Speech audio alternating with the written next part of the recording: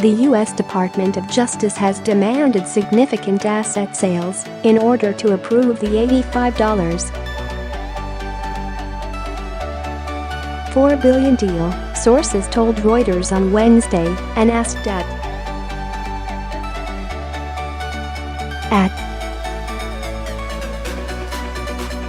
I have never offered to sell CNN and have no intention of doing so.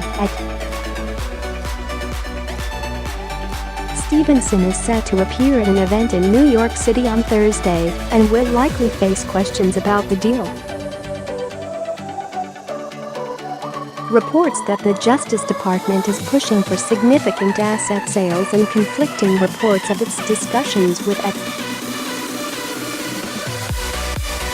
Shares of Time Warner closed down 6.5% at $88.50. The dispute is the latest twist in a deal which took on broader political significance immediately after its inception in October 2016. U.S. President Donald Trump, a frequent critic of CNN, attacked the deal on the campaign trail last year, vowing that as president his Justice Department would block it. He has not commented on the transaction since taking office in January. In a statement, White House spokesman Raj Shah said the president did not speak with the Attorney General about this matter, and no White House official was authorized to speak with the Department of Justice on this matter. The head of the Justice Department's Antitrust Division, Macon Delraham, said in a statement, "I have never been instructed by the White House on this or any other transaction under review by the Antitrust Division."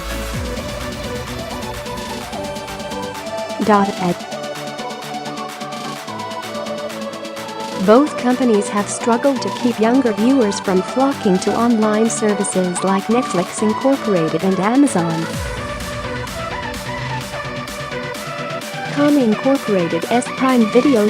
Change of course. Until recently the vertical deal, which in theory should not reduce competition among the two companies' direct rivals, was considered by antitrust experts as likely to be approved with no major concessions.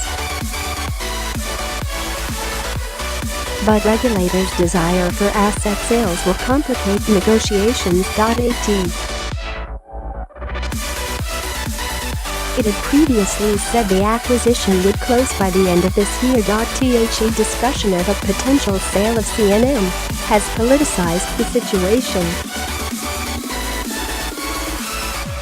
Trump has repeatedly tangled with CNN, calling the network's coverage fake news. Senator Al Franken, a Minnesota Democrat, said on Wednesday he opposed the mega merger, but was also worried about political implications of any divestiture of CNN. "I am deeply concerned with the notion that the Justice Department may be pressuring the companies to consider spinning off CNN's parent company Turner Broadcasting as a path forward toward approval of the acquisition, given the president's repeated public complaints about CNN's coverage of him," Franken said. "Any indication that this administration is using its power to weaken media organizations it doesn't like would be a profoundly disturbing development." On Sunday, White House advisor Kellyanne Conway told CNN that the White House would not interfere with the merger review. "There are many ways to resolve concerns about the deal," a justice official said on Wednesday, adding that no decision had been made and that conversations with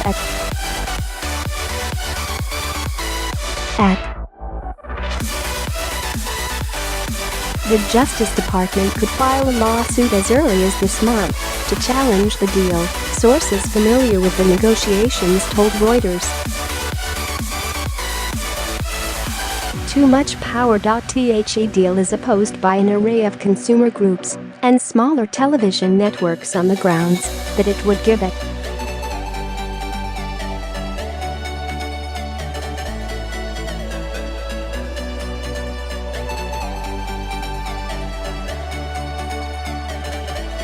Delraham was subsequently nominated by U.S. President Donald Trump to head the Justice Department's Antitrust Division and was confirmed in September.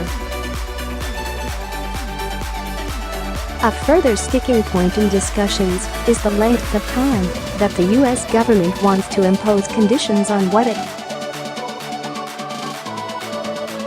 Two people briefed on the talks told Reuters the government has sought as long as 10 years for such conditions while